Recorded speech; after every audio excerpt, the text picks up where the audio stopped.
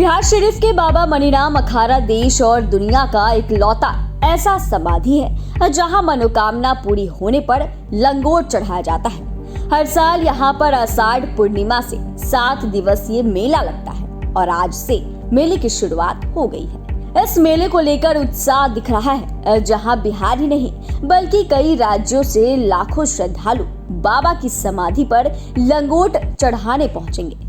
वर्षों से चली आ रही परंपरा के अनुसार पुलिस और प्रशासन के अधिकारी सबसे पहले बाबा की समाधि पर लंगोट चढ़ाएंगे। बाबा की ख्याति ऐसी है कि जेपी आंदोलन से सत्ता गंवा चुकी इंदिरा गांधी बाबा की समाधि पर आकर मन्नतें मांगे और उन्हें फिर से सत्ता मिली तो दोबारा समाधि पर आकर लंगोट अर्पण कर बाबा से किया गया वादा पूरा किया। हालांकि रामनवमी जुलूस के दौरान हुई हिंसा के बाद यहां प्रशासन ने लंगोट मेले में जुलूस ले जाने पर रोक लगा रखी है। बताया जाता है कि जब उदंतपुरी अब बिहार शरीफ आक्राताओं के आतंक झेल रहा था, तब बाबा मनीराम अयोध्या से चलकर 1938 ईस्वी में सनातन धर्म की रक्षा के लिए यहाँ आए थे और यहीं के रह गए। प्रवास के दौरान पंचानी नदी के पिस्ता घाट पर बाबा ने अपना कर्म स्थल बनाया और सनातन धर्म का प्रचार करते हुए शांति स्थापित की। अखाड़ा न्यास समिति के अध्यक्ष अमरकांत भारती ने बताया कि बाबा के दरबार में आए लोग कभी खाली हाथ नहीं लौटते। यहाँ कई बड़े बड़े दिग्गज नेता भी बाबा के दर पर माथा टेका है। अमरकांत भारती का बाइट। पूरे दुनिया में ये पहला ऐसा मंदिर है जिसमें बाबा को लंगोट अर्पण किया जाता है और वो भी सरकारी स्तर पर पहले इसकी शुरुआत की जाती है। बाबा का आगमन 1248 ईस्वी में हुआ था और उस समय इनका आगमन हुआ था जब पूरा सनातन धर्म के लोग त्रासदी झेल रहे थे, मुगलों का बोलबाला था। उस समय बाबा अयोध्या से आकर सनातन धर्म के प्रचार प्रसार का माध्यम बनाया यहाँ और उन्होंने कुश्ती को अपना माध्यम बनाया। उनका मुख्य संदेश था स्वच्छ मन के लिए स्वस्थ तन का होना बहुत जरूरी है, इसलिए कि व्यायाम और कुश्ती को उन्होंने माध्यम बनाया और 1300 ईस्वी में बाबा यहाँ जीवित समाधि ली।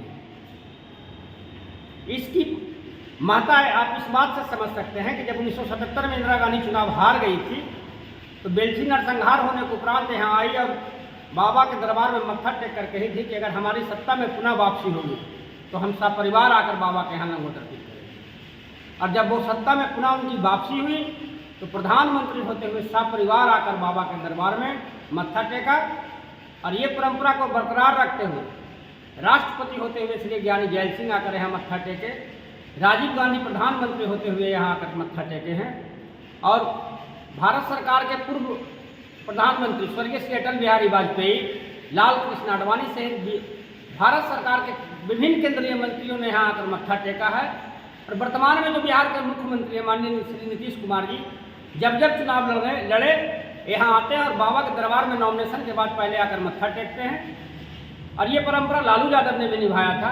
मैं तो कहूँगा कि यहाँ जो भी सच्चे मन से दरबार में जो भी प्रार्थना करते हैं उसकी मनोकामना पूरी होती है। इस बार मेले में विभिन्न प्रकार के खेल तमाशों का आयोजन किया गया है। झूला, विभिन्न प्रकार के झूले लगाए गए हैं, बच्चों के लिए विशेष व्यवस्था की गई है। साथ ही साथ श्रद्धालुओं के लिए इस बार मंदिर परिसर का जो बहुत पुराना छत था इसको तोड़कर ऊंचा किया गया है। साथ ही साथ मंदिर में एक निकास परिसर नया बनाया गया है, दरवाजा का निर्माण किया गया है जिससे आने वाले भक्त को यहाँ किसी भी प्रकार के दिक्कत का सामना ना करे पड़े। न्यास समिति अपने बलबूते अगर जो श्रद्धालु रात को रहना चाहते हैं उनके लिए बगल में जो हमारा सामुदायिक भवन उसमें रहने की व्यवस्था की गई है।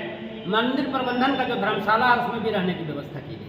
लंगोट परंपरा की शुरुआत के पीछे एक रोचक कहानी है। कहा जाता है कि पटना के आबकारी विभाग के अधिकारी कपिल देव प्रसाद पुत्र रत्न की चाहत में बाबा की समाधि पर आकर मन्नतें मांगी और उसी वर्ष उन्हें पुत्र रत्न की प्राप्ति हुई। फिर उन्होंने 6 जुलाई 1952 को गुरु पूर्णिमा के दिन बाबा मनीराम की समाधि पर पहला लंगोट चढ़ाया। उसके बाद से ही यहाँ लंगोट चढ़ाने की परंपरा शुरू हो गई। वहीं बाबा मनीराम अखाड़ा क्षेत्र लापरवाही का शिकार हो गया। वर्ष 2018 में मुख्यमंत्री नीतीश कुमार ने बाबा मनीराम लंगोट मेले को राजकीय मेले का दर्जा देने की घोषणा की, लेकिन बाबा मनीराम अखाड़ा क्षेत्र के विकास पर फुटी कौड़ी खर्च नहीं किया गया।